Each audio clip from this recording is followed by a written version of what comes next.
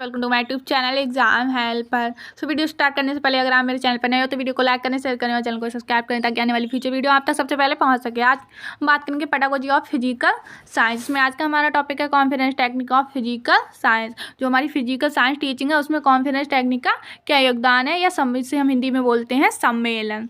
तो जो शिक्षा के क्षेत्र में उच्च अधिगम के लिए यह एक महत्वपूर्ण विधि है। मतलब जो शिक्षा प्रक्रिया है हमारी, इसमें अगर उच्च अधिगम की बात करें तो सम्मेलन और कॉन्फ्रेंस का अपना एक महत्वपूर्ण योगदान होता है और एक महत्वपूर्ण प्रविधि होती है। सन 1920 में सम्मेलन प्रविधि को क्या हुआ, अधिक बढ़ावा मिला। जो कॉन्फ्रेंस टेक्निक है इसको अधिक बढ़ावा मिला और कहा गया कि शिक्षण अधिगम प्रक्रिया में इसको सम्मिलित किया जाए। फिर बात आती है हमारी कि कॉन्फ्रेंस टेक्निक के अंतर्गत क्या होता है। इसमें क्या है, अंतर संबंधी समस्याओं के सम्मेलन का आयोजन किया जाता है। इसके अंतर्गत जो अंतर संबंधी समस्याओं उनके सम्मेलन का आयोजन किया जाता है। सन 1940 में तत्काल उपयोग एवं समस्याओं के समाधान हेतु सम्मेलन का आयोजन किया जाए। फिर अलग अलग समय पर अलग अलग सम्मेलनों का आयोजन किया गया था। 1950 में वैज्ञानिक विषयों के सम्मेलन का आयोजन किया गया। मतलब कहीं ना कहीं सम्मेलन का हमारी शिक्षण अधिगम प्रक्रिया में महत्वपूर्ण स्थान है, ये समझ लिया गया और समय समय पर कई सम्मेलनों का आयोजन किया गया। अब हम बात करते हैं जो सम्मेलन प्रविधि है उसका हमारा अर्थ क्या है एवं इसकी परिभाषा क्या है।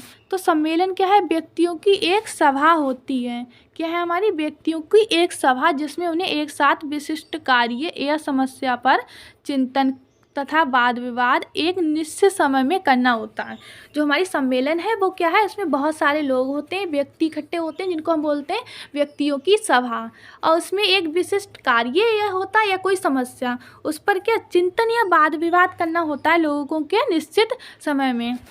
किसी समस्या या कार्यों को हल करने के लिए चिंतन और वाद विवाद निश्चित समय में करना पड़ता है। सम्मेलन का आयोजन क्या है, विभिन्न राजनीतिक, धार्मिक और सामाजिक संगठनों द्वारा किया जाता है। सम्मेलन हमारा राजनीतिक भी हो सकता है, धार्मिक भी हो सकता है, सामाजिक संगठनों द्वारा भी हो सकता है। इन सबके द्वारा आयोजन किया जा सकता है। इसका शैक्षिक क्षेत्र में विभिन्न विषयों के संगठनों द्वारा सम्मेलन का आयोजन किया जाता है। शिक्षा के क्षेत्र में तो सम्मेलन का आयोजन किया जाता है और उसके अलावा राजनीतिक, धार्मिक और सामाजिक संगठनों के द्वारा भी सम्मेलन का आयोजन किया जाता है, जिसे हम बोलते हैं व्यक्तियों की समूह या व्यक्तियों की एक सभा।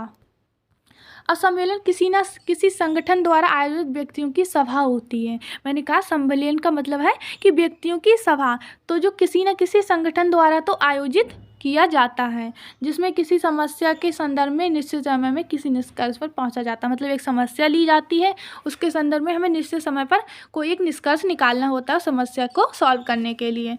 अब जो हमारा सम्मेलन है इसका संगठन किन किन के द्वारा किया जा सकता है, जैसे छात्र संगठन भी हो सकता है, खिलाड़ियों का भी संगठन हो सकता है, कृषि या किसानों का भी संगठन हो सकता है, किसी का भी संगठन द्वारा इसका आयोजन किया जा सकता है। अब हम पद की बात करें अगर इसमें, तो पद में हमारे क्या अध्यक्ष होते हैं, सचिव होते हैं, कोषाध्यक्ष और सदस्य। इतने सब क्या होते हैं, सम्मेलन के पद, जिसमें एक हमारा अध्यक्ष, सचिव, कोषाध्यक्ष और सदस्य, यही सब मिलकर हमारे सम्मेलन का आयोजन करते हैं। अगर हम उद्देश्य की बात करें तो हमारे इसका कोई राजनीतिक भी उद्देश्य हो सकता है, समाज सेवा के लिए किया जा रहा, सामाजिक भी हो सकता है, धार्मिक भी हो सकता है, या फिर किसी शैक्षिक, आर्थिक, वैज्ञानिक समस्याओं आदि के ऊपर हम मतलब इन सभी समस्याओं के ऊपर हम क्या कर सकते हैं, सम्मेलन कर सकते हैं। या तो राजनीतिक हो या सामाजिक या धार्मिक, शैक्षिक या फिर आर्थिक या कोई वैज्ञानिक समस्याएं भी हो सकती हैं। यह हम व्यक्तियों के प्रजातांत्रिक गुणों, सहयोग और विवेक चिंतन मतलब उनमें कितना सहयोग है, उन आपस में सहयोग के साथ रह रहे हैं या नहीं, ये व्यक्तियों के प्रजातांत्रिक गुणों के क्या विवेक चिंतन मनन आदि के लिए भी इसका हम क्या कर सकते हैं, आयोजन किया जा सकता है इन उद्देश्यों को लेकर। अब बात करते हैं अगर इसके ज्ञानात्मक उद्देश्य की, तो ज्ञानात्मक उद्देश्य में इसका क्या होता है, सबसे पहले निरीक्षण, अभिवृत्ति, विश्लेषण, संश्लेषण, तर्क, विचार, आलोचनात्मक दृष्टिकोण। क्या हो गया हमारा ज्ञानात्मक, निरीक्षण करेंगे हम, या अभिव्यक्ति या विश्लेषण या संश्लेषण करेंगे, या फिर तर्क विचार करेंगे या आलोचना करेंगे। अगर हम भावात्मक की बात करें, भावात्मक, ज्ञानात्मक में तो ये 5 पॉइंट हो गए। भावात्मक की बात में, भावात्मक मतलब संवेदनशील, सहनशीलता। क्या होता है हमारा, संवेदनशीलता, सहनशीलता, संवेदनशीलता होगी हमारी, उसके बाद सहनशीलता। थर्ड पॉइंट होता है हमारा सहयोग, फिर हमारी वस्तुनिष्ठता, वैज्ञानिक दृष्टिकोण। क्या हमारे ज्ञानात्मक में क्या था हमारा निरीक्षण, अभिव्यक्ति, संश्लेषण या विश्लेषण, तर्क विचार, आलोचनात्मक दृष्टिकोण। ये क्या है, इसके ज्ञानात्मक उद्देश्य हो सकते हैं। अगर भावात्मक की बात करें तो संवेदनशीलता भी हो सकती है, सहनशीलता भी हो सकती है, सहयोग भी हो सकता है, वैज्ञानिक दृष्टिकोण भी हो सकता है, वस्तुनिष्ठता भी हो सकती है। अब हम बात करते हैं सम्मेलन प्रविधि हमारी, इसकी प्रक्रिया कैसे होती है। तो जो हमारी सम्मेलन प्रविधि है इसमें 25 से 30 से लेकर सैकड़ों सदस्य भाग लेते हैं। मतलब मेनली 25 से 30 होते हैं, लेकिन उसके अलावा सैकड़ों या 100 लोग भाग ले सकते हैं। सम्मेलन का आयोजन समकालिक रूप में किया जाता है। जो हमारे सम्मेलन है उसका आयोजन कैसे किया जाता है, समकालिक रूप में किया जाता है।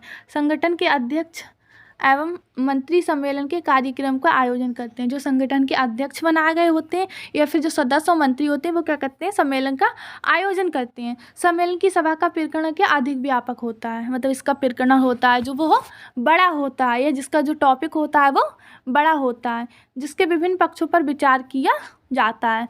हमें इसका आयोजन के लिए अध्यक्ष या मंत्री सम्मेलन का आयोजन करेंगे, और जो इसका प्रकरण होता है वो थोड़ा व्यापक होगा।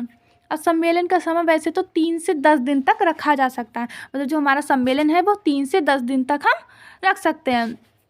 साधारण सम्मेलन का आयोजन हमारा कैसे 3 अवस्थाओं में होता है। जो हमारी मेनली आयोजन होता है सम्मेलन का वो 3 अवस्थाओं। तो सबसे पहले हमने बात की थी सम्मेलन क्या हमारी एक व्यक्तियों की सभा है, जिसका कुछ ना कुछ उद्देश्य होता है, या तो हम राजनीतिक, धार्मिक या फिर वैज्ञानिक समस्या किसी भी को लेकर हम उसका आयोजन कर सकते हैं। क्योंकि सम्मेलन शैक्षिक दृष्टिकोण से ही महत्वपूर्ण नहीं, बल्कि किसी भी समस्या को लेकर हम उस पर सम्मेलन कर सकते हैं, जिसमें हमारे अध्यक्ष, मंत्री, सदस्य और कोषाध्यक्ष आदि सम्मिलित होते हैं। ये सब क्या करते हैं, सम्मेलन कार्यक्रम का आयोजन कराते हैं। जो सम्मेलन का प्रकरण होता है वो हमारा अधिक व्यापक होता है।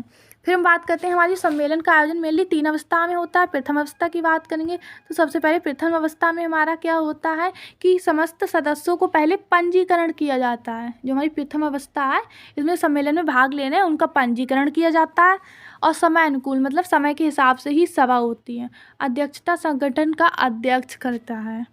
अध्यक्षता होता है वो संगठन का जो अध्यक्ष चुना जाता है वो करता है, और मंत्री उसकी अनुमति से सम्मेलन का संचालन करते हैं। अध्यक्षता कौन करता है, अध्यक्ष, और मंत्रियों की अनुमति से क्या उसका सम्मेलन का संचालन हुआ जाता है। पूर्व सभा के कार्यक्रम की पुष्टि की जाती है। इस अवस्था में सम्मेलन का उद्घाटन समारोह, जिसे हम कहते हैं पहली स्टेज, मतलब सम्मेलन का उद्घाटन हो रहा है। अब बात करते हैं द्वितीय अवस्था में। द्वितीय अवस्था में क्या सामूहिक कार्य की व्यवस्था की जाती है। पहले हम सबने पंजीकरण कर लिया, अध्यक्ष अध्यक्षता करता है, मंत्री सम्मेलन के आयोजन की या संचालन के लिए अनुमति देता है, और क्या होता है इसे उद्घाटन समारोह भी कहते हैं, क्योंकि ये फर्स्ट स्टेज है हमारे सम्मेलन की। द्वितीय अवस्था में क्या होता है, सामूहिक कार्य की व्यवस्था की जाती है। लोग समूह में कार्य करते हैं, और प्रत्येक समूह का एक संचालक नियुक्त किया जाता है। मतलब समूह बना दिए जाते हैं, उन समूह का एक मेन हेड या संचालक बनाया जाता है। वह समूह के कार्यक्रम की व्यवस्था और संचालन करता है कि समूह को किस तरह से कार्यक्रम करना है, और सबका संचालन करता है।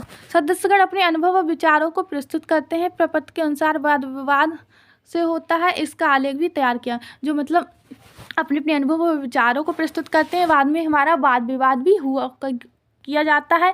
इसका आलेख भी तैयार किया जाता है कि हमारे सम्मेलन में क्या क्या प्रकरण थे, किन किन चीज़ों पर वाद विवाद हुआ। संचालक विचारों का क्या करता है, हमारा संगठन करता है। उसके बाद आती है हमारी 2 स्टेज की। प्रथम अवस्था में क्या था, सभी पंजीकरण करा रहे थे। सेकंड स्टेज में हमारा क्या था, सभी लोग अपने अपने ग्रुप में कार्य कर रहे हैं, ग्रुप का संचालन किया जा रहा था।